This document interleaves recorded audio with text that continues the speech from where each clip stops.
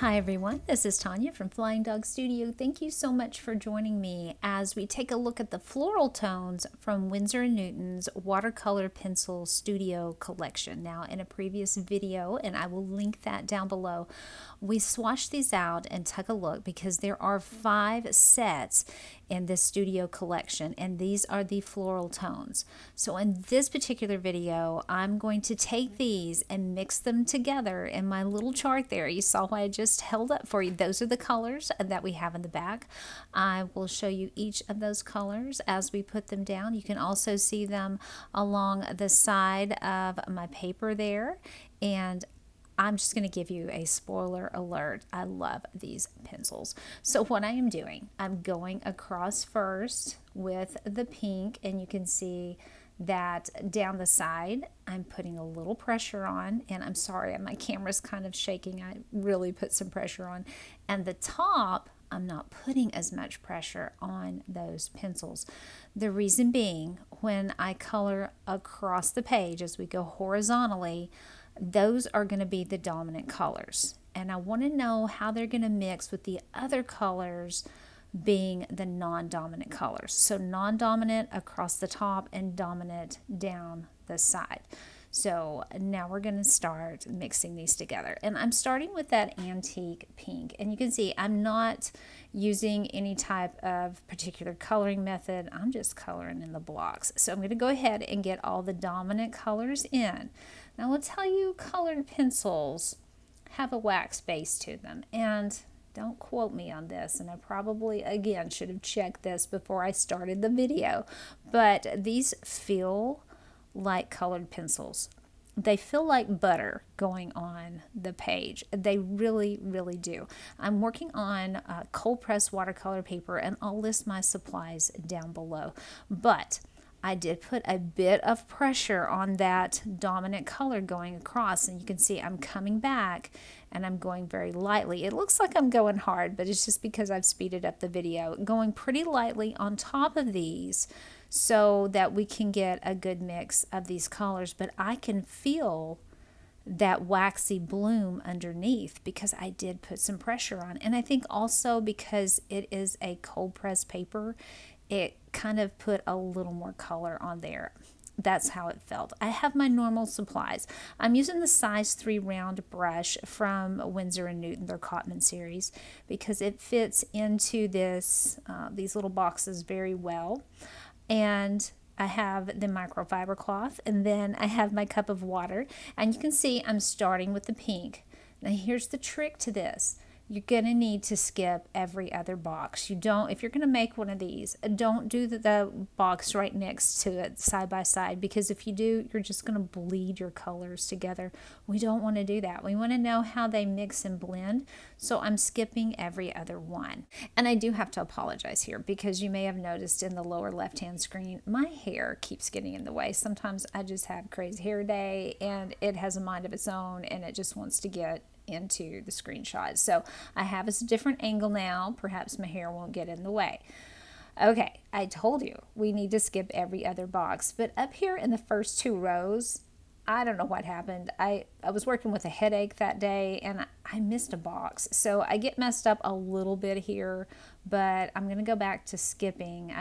There are 2 on that antique pink that are side by side that I didn't color either one. I skipped over and colored a different one, but we will come back and do those out of line and we will get them colored in. So don't worry. I just got off a little bit, and I'm going to do that with the violet down on the bottom as well. For some reason, I skipped the whole row. I don't know. I get distracted. I had a headache and have ADHD, so, things happen. But the colors, as you can see, are mixing extremely well. And I mentioned this when I did the swatching video, that these colors, usually when you're working with the colored watercolor pencils, what I look for is something where I can't see the pencil marks once I add the water to it, unless I want to add pencil on top, and then it's okay if I see the pencil marks. But if I'm wanting it to look like watercolor, I'm wanting it to blend in. Notice how this is a cold press paper, so we have quite a bit of texture there. Not as much as some cold press, but it has a good deal of texture on it. And it looks like watercolor. It does not look like colored pencil. It is blending in very well. I also mentioned in the original video of this, where we looked at all 5 sets, that these are much different than Derwent's ink tints. Now those are 2 different animals, so we're comparing apples to oranges here, but when I think about coloring, these are very smooth, and Derwent ink tints tended to leave the pencil mark behind, which I absolutely hated. And I love working on cold press, so I'm probably going to be working on textured paper.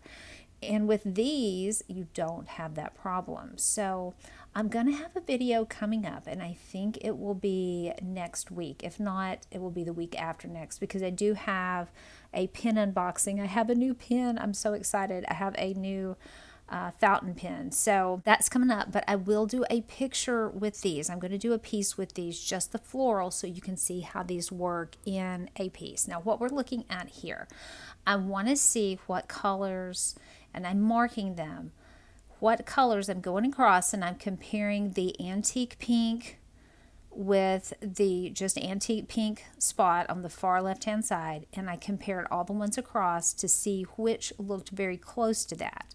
That means I need to color harder when I work with those colors, the non-dominant colors. If I'm going to mix it with antique pink, I'm taking a look at the olive green. And on camera, it may be hard for you to tell the difference on some of these, but in person, I could tell some of these are too close to the olive green color when I put the non-dominant on top.